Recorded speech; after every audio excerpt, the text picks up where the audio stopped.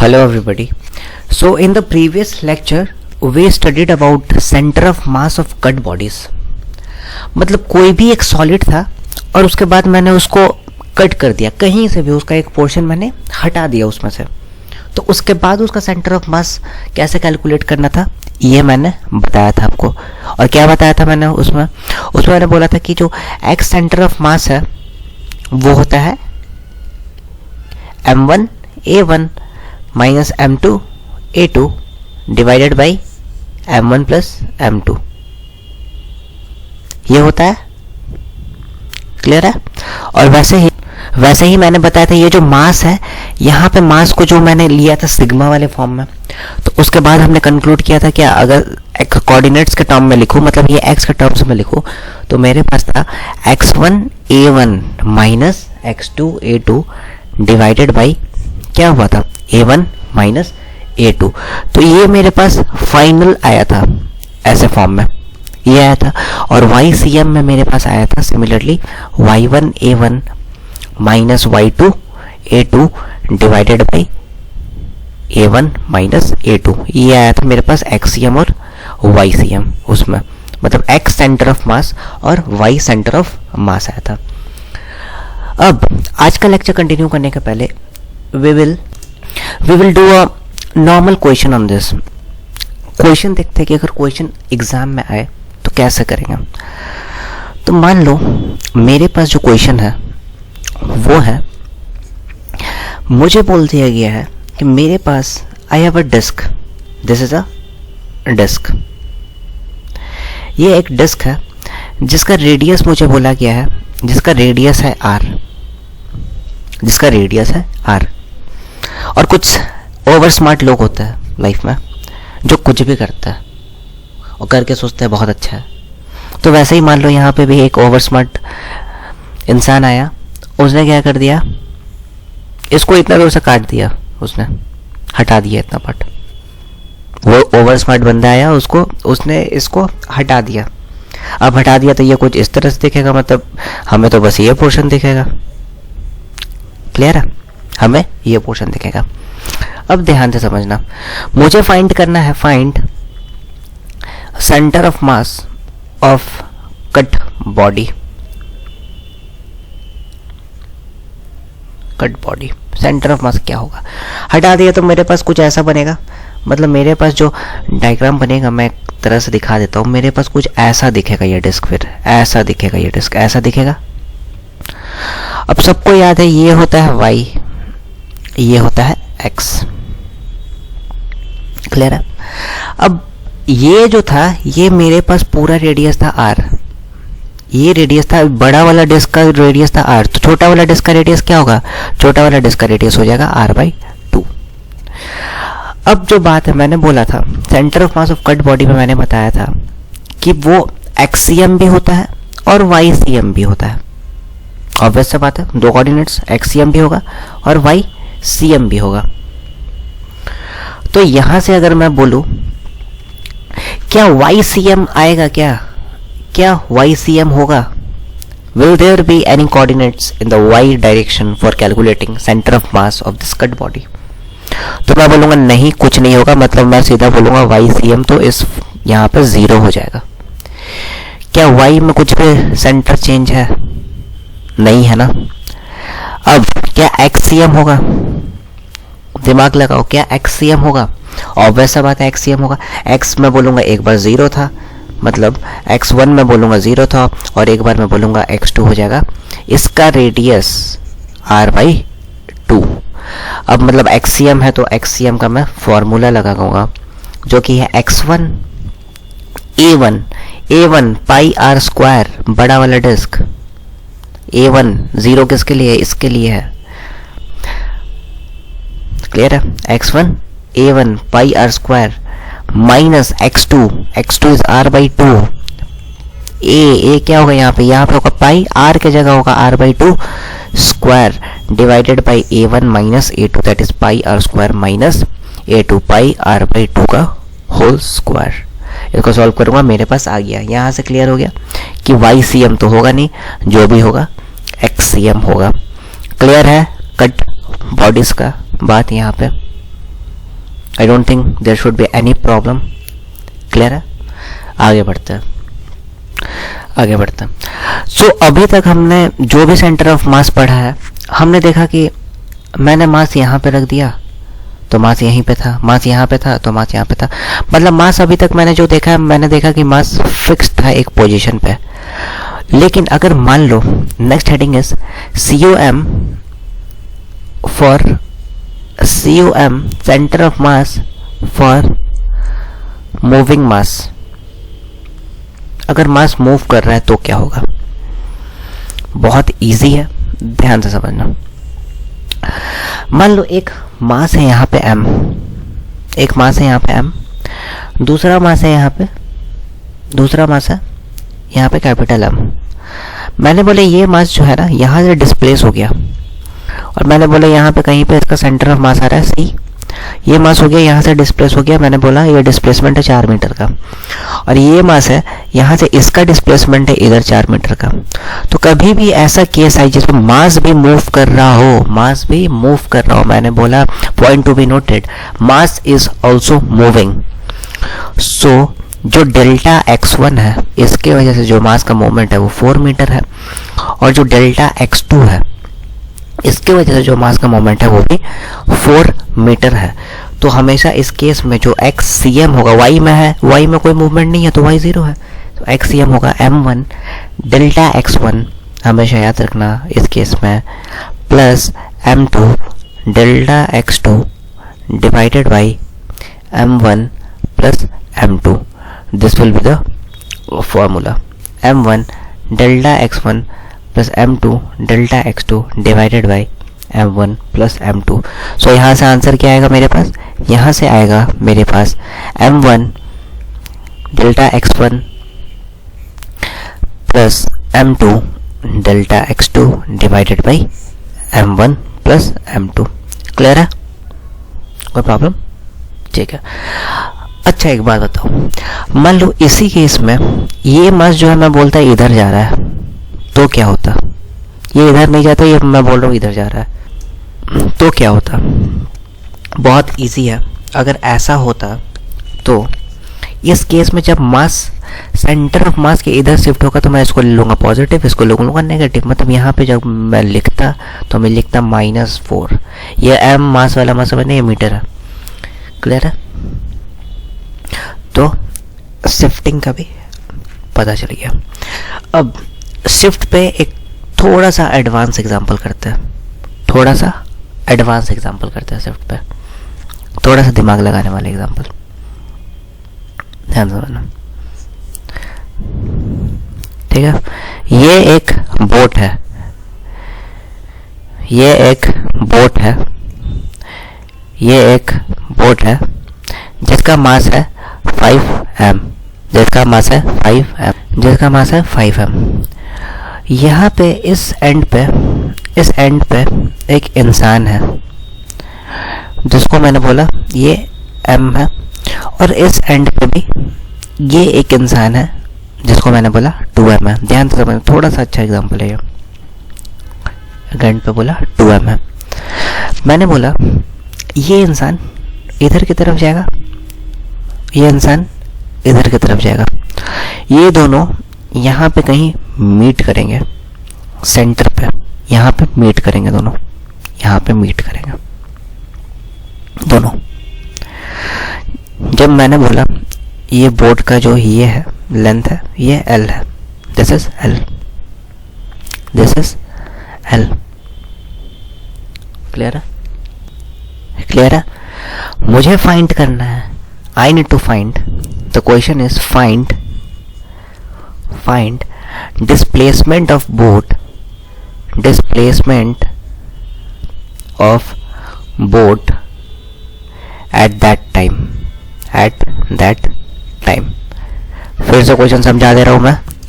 ये इंसान है मास m का, ये इंसान है मास 2m का, दोनों एक एक कॉर्नर पे है बोट के। बोट का ये जो है ये लेंथ L है, ये मास इधर मूव कर रहा है, ये 2m इधर मूव कर रहा है, सेंटर पे मिल रहा है दोनों, सेंटर पे दोनों मिल रहा है। बोट का मास है 5m। मुझे फाइंड करना है डिस्प्लेसमेंट ऑफ बोट इस टाइम पे जब ये दोनों मिल जाएंगे। अब दिमाग लगाओ, ध्यान से समझना, स्क्रीन पे देखा।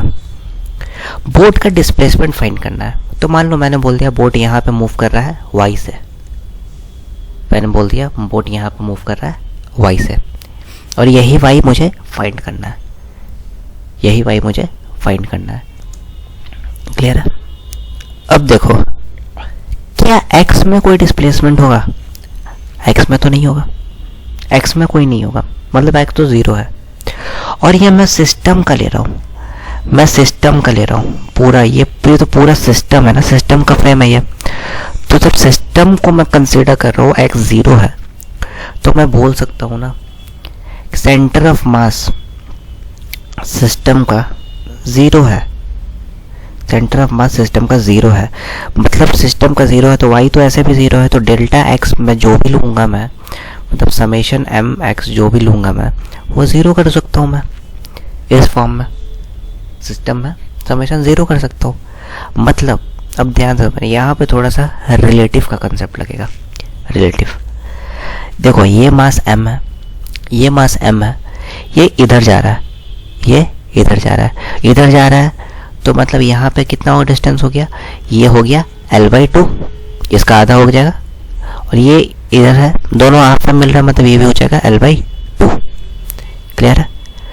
अब ध्यान से समझना, m इधर गया L/2, और ये y है, y है, y मतलब m डेल्टा x में क्या शिफ्ट हुआ? डेल्टा x में क्या शिफ्ट हुआ? L/2 प्लस y, मतलब डेल्टा x में शिफ्ट हुआ, मास m है, और ये शिफ्ट हुआ L/2 प्लस y। क्लियर है? क्लियर है ना? अब दूसरे के लिए लिखता है प्लस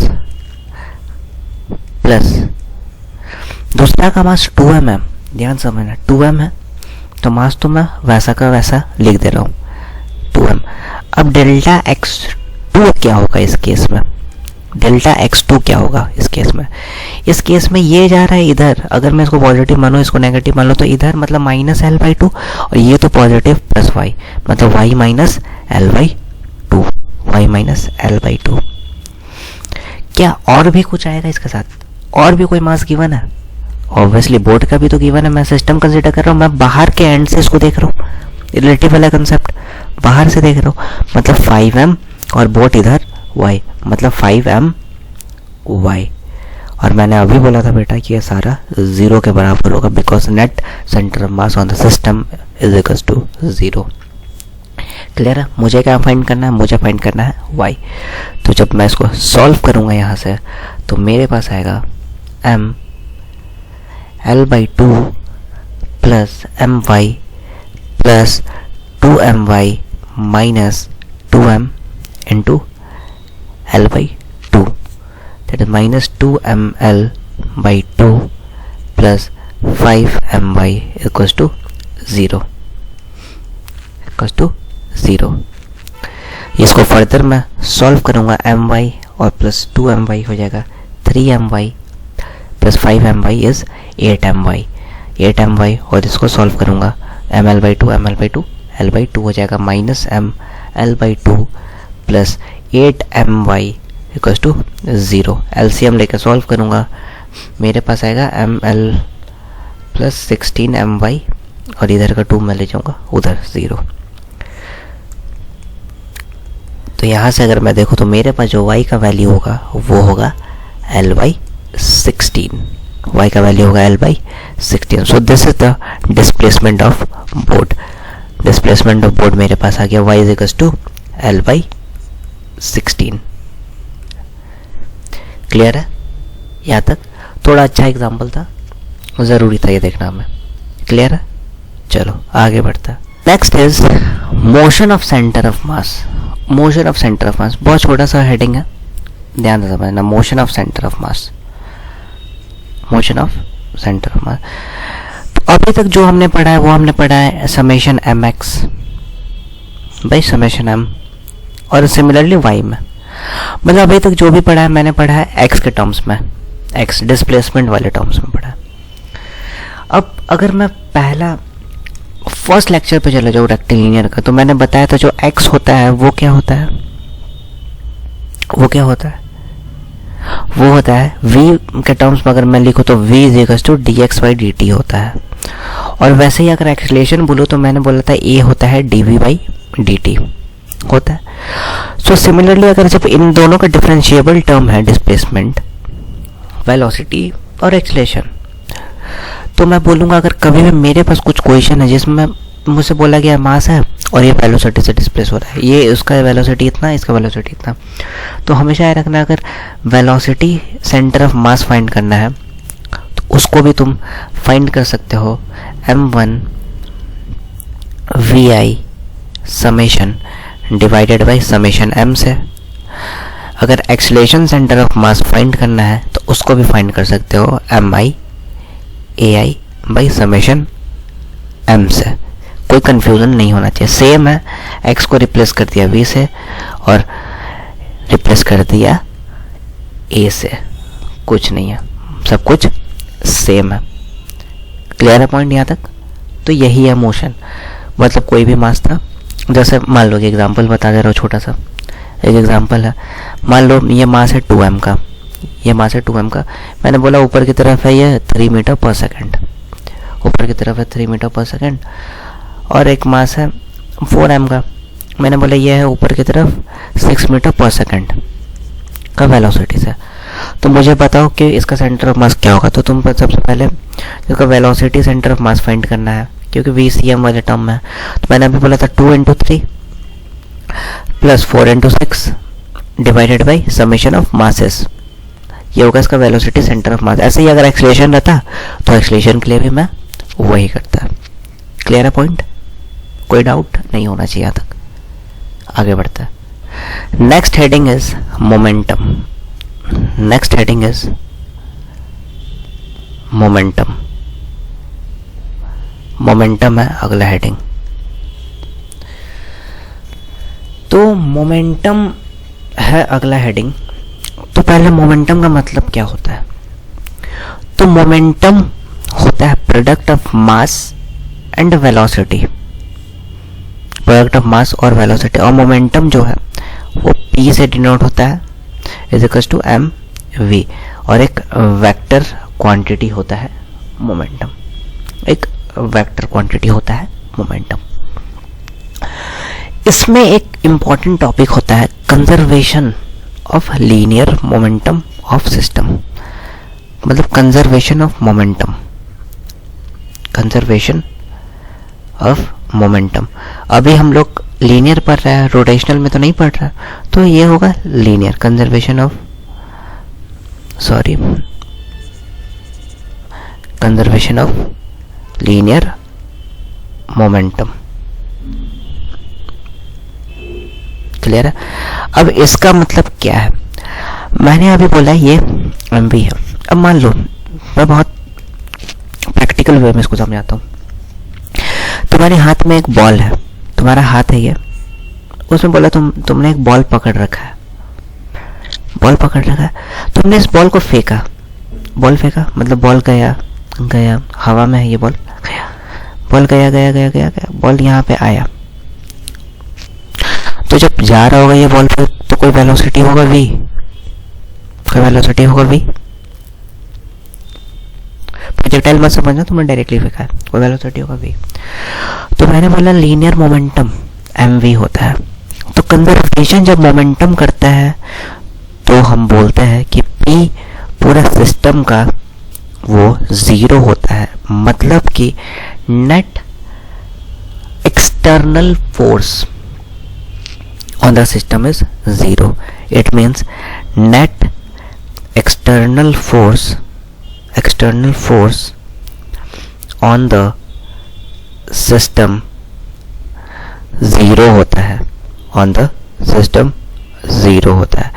मतलब अगर इस बॉल के केस में मैं तुमको समझाऊं तो P system is equal to 0, मतलब जो P इनिशियल था is equal to P final होगा। मतलब m initial v initial is equal to m final v final, ये होगा मोमेंटम कंजर्वेशन में। तो अगर बॉल बोलूं तो इनिशियल हाथ में था, मतलब इनिशियल वेलोसिटी तो 0 था इसका, तो अगर इनिशियल मोमेंटम हो जाएगा m इंटू 0, 0 और फाइनल क्या हो जाएगा, v से बोला मैंने, तो मास तो वही रह गया और v, ये हो जाएगा कंजर्वेशन इस केस में। क्लियर है? क्लियर है पॉइंट? मैं अगर इस केस में मैं बोलूँ कि मेरे पास एक क्वेश्चन है, एक क्वेश्चन करता है तो समझ में आएगा। मान लो एक बॉम्ब है मास m का, मास m का एक बॉम्ब है। चलो क्वेश्चन लिखो पहले अच्छे से। A bomb of mass m explodes into two equal parts. A bomb of mass m explodes into two equal parts. One of the part goes to positive x direction. One of the part goes to positive x direction with a speed 3 meter per second. With a speed 3 meter per second. Find the speed of the second part and also the direction of the bomb. तो ध्यान से समझना, एक bomb है मास m का। Physics में कभी भी क्वेश्चन को ध्यान से पढ़ो, उसके बाद क्वेश्चन का फिगर बनाओ, if possible, I told if possible, figure बनाओ और फिर उसको रिलेट करो कि क्या क्या हो रहा है उसमें, तो क्वेश्चन इजीली सॉल्व हो जाएगा। बॉम्ब है मास m का, बॉम्ब एक्सप्लोड कर गया और क्या बोल रहा है, इक्वल मासेस में बटा। अगर इक्वल मासेस में बटा तो ऐसे दो क्या इक्वालिटी होगा कि ये मास m हो, मतलब एक m/2 होगा और एक भी होगा m/2। और बोला जब एक्सप्लोड हुआ तो एक पार्टिकल जो है वो तो पॉजिटिव x में चला गया, पॉजिटिव x डायरेक्शन में गया with velocity 3 metre per second. दूसरा मुझे नहीं पता है दूसरा का वेलोसिटी क्या है और डायरेक्शन क्या है, दूसरा का मुझे नहीं पता, तो मैं मान लेता हूँ दूसरा भी इसी डायरेक्शन में क्या होगा, v से। मैंने मान लिया, इस डायरेक्शन में मान रहा हूँ मतलब पॉजिटिव ले सकता हूँ। और मैंने अभी बोला था p conservation of system momentum, मतलब p initial is equal to p final. p initial क्या है, अगर मैं इसको बोलूँ p इनिशियल बोलूँ तो मेरे पास इनिशियल तो रेस्ट पे है, बॉम्ब बोला गया है मतलब 0 है, और p फाइनल क्या हो जाएगा, m/2 into v plus m/2 into 3, ये होगा। मतलब जो v का वैल्यू है वो हो जाएगा -3 मीटर पर सेकेंड। क्लियर है पॉइंट? कोई doubt? -3 metre per second. I hope it's clear. कुछ नहीं करना है, मोमेंटम कंजर्व करना है, initial is equals to final, answer आ जाएगा। क्लियर है? आगे बढ़ता है। अब मोमेंटम जब पढ़ चुका है, इसी का एक टॉपिक है और लास्ट टॉपिक है सेंटर ऑफ मास का बेसिकली, वो है कॉलिजन। वो है कॉलिजन, ध्यान से समझना। कॉलिजन है, कॉलिजन का मतलब क्या होता है, अगर हिंदी में बोलूँ तो टकराना, टकराना। अगर हिंदी में बोलूँ तो टकराना होता है कॉलिजन का मतलब, ठीक है। तो टकराना होता है हिंदी में, अगर इसका मतलब क्या है, अगर कोई ऑब्जेक्ट है, ये ऑब्जेक्ट इधर है, ये ऑब्जेक्ट इधर है, दोनों आया आपस में टकरा गया, दोनों टकरा गए। अब दो तरह का कॉलिजन पढ़ना होता है हमें, एक होता है हेड ऑन कॉलिजन और एक होता है ऑब्लिक कॉलिजन। बिल्कुल मत घबराना, बहुत इजी है, कुछ नहीं है, बस नाम है, नाम से घबराना मत। हेड ऑन और ऑब्लिक कॉलिजन, इसका मतलब क्या है देखो, बहुत सिंपलेस्ट वे में समझो। हेड ऑन कॉलिजन है, कोई दो पार्टिकल्स है, कोई दो पार्टिकल्स है, मतलब ये इधर से आया और ये इधर से आया, बिल्कुल हेड टू हेड टकरा गए, बिल्कुल हेड टू हेड टकरा गए, ये हेड टू हेड टकरा गए, तो ये होगा हेड ऑन कॉलिजन। और ये जहाँ पे टकरा है, ये जो तुमको दिख रहा है, ये, इसको हम लोग बोलते हैं line of impact, line of impact बोलते हैं इसको, लाइन ऑफ इम्पैक्ट। क्लियर है? लाइन ऑफ इम्पैक्ट, ये हो गया head on collision, head on collision. और दूसरा होता है oblique collision, oblique collision. Oblique में क्या होता है, ये इधर से आए, ये ऐसा आया और एक और पार्टिकल है जो ऐसा टकरा गया, तो देख रहे हो ना, ये ऑब्लिकली टकराया है, ये मत समझ नहीं हेड ऑन है, ये ऑब्लिकली है, बिल्कुल स्लैंट वे में, देखो स्लैंट वे में है, स्लैंट वे में है, स्लैंट वे में बिल्कुल, तो ये ऑब्लिकली टकराया है। और यहाँ पे जो इसका जो पॉइंट है टकराने का, मतलब जहाँ पे भी टकरा रहा है, जो कॉमन नॉर्मल है, उसको मैं बोल रहा हूँ ये है लाइन ऑफ इम्पैक्ट, ये है लाइन ऑफ इम्पैक्ट। अब कॉलिजन दो तरह का हो सकता है, कॉलिजन दो तरह का होता है। एक या तो मैं बोलूँ एक इलास्टिक कॉलिजन हो जाए, एक अगर मैं बोलूँ एक हो जाए इन इलास्टिक कॉलिजन हो जाए। One is elastic and one is in elastic. Elastic का मतलब है दो चीज आया, टकराया और वापस से अपने, दो आया टकराया और वापस से अपने मेन पोजीशन पे चला गया, वापस अपने मेन पोजीशन पे चला गया। और इन इलास्टिक का मतलब है आया, टकराया और मेन पे नहीं गया, अलग अलग चला गया। इलास्टिक कॉलिजन में क्या होता है, देखो एक टर्म आता है कोफिशिएंट ऑफ रेस्टिट्यूशन, जो कि डिफाइन करता है ई, जिसको हम लोग बोलते हैं, जो उसका इलास्टिसिटी बताता है कोई भी कॉलिजन का। ई का मतलब होता है कोफिशिएंट ऑफ रेस्टिट्यूशन। इफ ये ई का value, if E is equal to 1, तो ये होता है इलास्टिक कॉलिजन।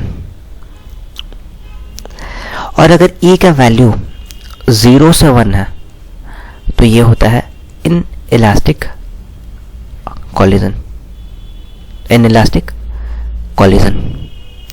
क्लियर है? अब हाउ टू सॉल्व क्वेश्चन कैसे सॉल्व करेंगे कभी भी कॉलिजन का है। स्टेप्स फॉर सॉल्विंग क्वेश्चन, तो बहुत इजी है। अभी मैंने मोमेंटम कंजर्वेशन पढ़ाया था, बस वही लगना है और एक नॉर्मल सा स्टेप जुड़ गया है। स्टेप वन क्या है? Apply conservation of linear momentum, conservation of linear momentum. दूसरा स्टेप 2 है द ई इक्वेशन होता है जहां पे हम डिफाइन करते हैं इक्वेशन को। E is equals to velocity of separation along line of impact divided by velocity of approach along line of impact. बस ये दो स्टेप करना है और हमारा question solve. Conservation of linear momentum लगाना है और वेलोसिटी ई इक्वेशन लगाना है, क्वेश्चन सॉल्व हो गया। कोई प्रॉब्लम नहीं होना चाहिए। अब देखो वेलोसिटी ऑफ सेपरेशन मतलब क्या है? एक सेपरेशन का जो वेलोसिटी है, सेपरेशन मतलब आगे वाला माइनस पीछे वाला ही लगाएंगे। अप्रोच एक के बाद एक जो अप्रोच कर रहा है, बस वो देखना है हमें फिगर में, तो क्वेश्चन हो जाएगा। क्लियर है? और कभी कभी क्वेश्चन में ई का वैल्यू गिवन रहता है, डायरेक्टली गिवन रहता है ई का वैल्यू, तो डायरेक्टली यूज कर सकते हो उस टाइम वेलोसिटी ऑफ सेपरेशन और वेलोसिटी ऑफ अप्रोच। क्लियर है? और कभी भी ऐसा गिवन हो फॉर परफेक्टली इलास्टिक कॉलिजन हो,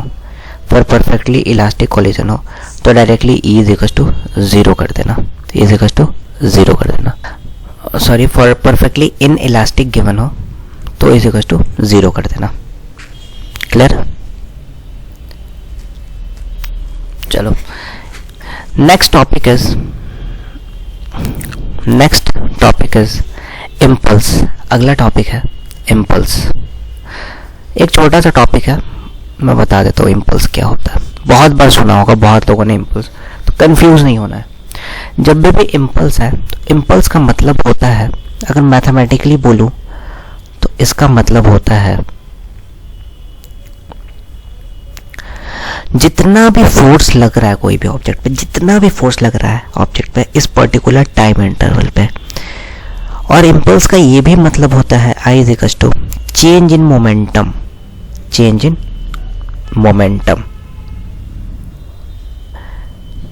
मतलब डेल्टा पी। ये भी होता है इम्पल्स, चेंज इन मोमेंटम, मतलब P final minus P initial, ये भी इम्पल्स होता है। एक नॉर्मल सा क्वेश्चन देखता हूँ। मान लो मेरे पास एक फोर्स का फंक्शन गिवन है t is equal to 3t square plus 4t plus 5। मुझे फाइंड करना, find impulse for t is equal to 5 to t is equal to 10। तो अभी मैंने बताया था i is equal to integration time, तो यहाँ पे 5 से 10 फाइंड करना है मुझे, और ये ft 3t square plus 4t plus 5, इसको इंटीग्रेट कर दूंगा तो मेरे पास इम्पल्स आ जाएगा। अब मान लो दूसरा क्वेश्चन है मेरे पास, एक बॉल है,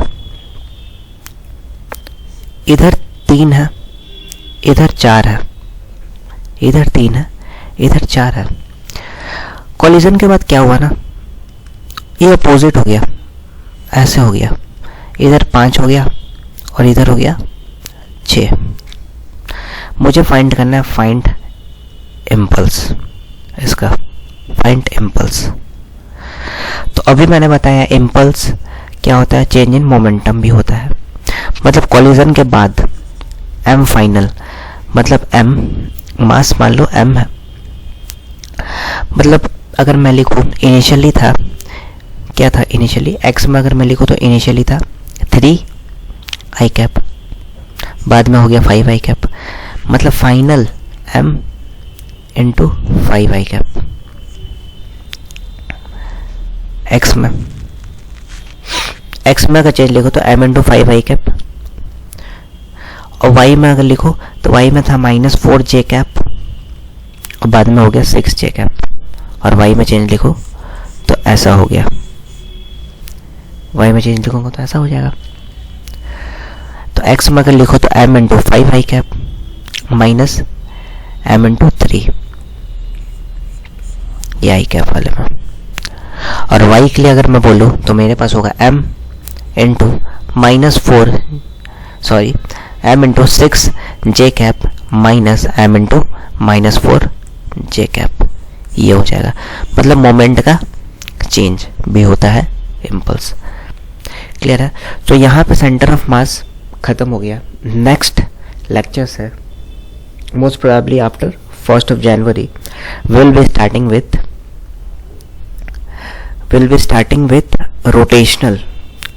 rotational mechanics, rigid body dynamics। मेरे को बहुत इंपॉर्टेंट टॉपिक है फिजिक्स का।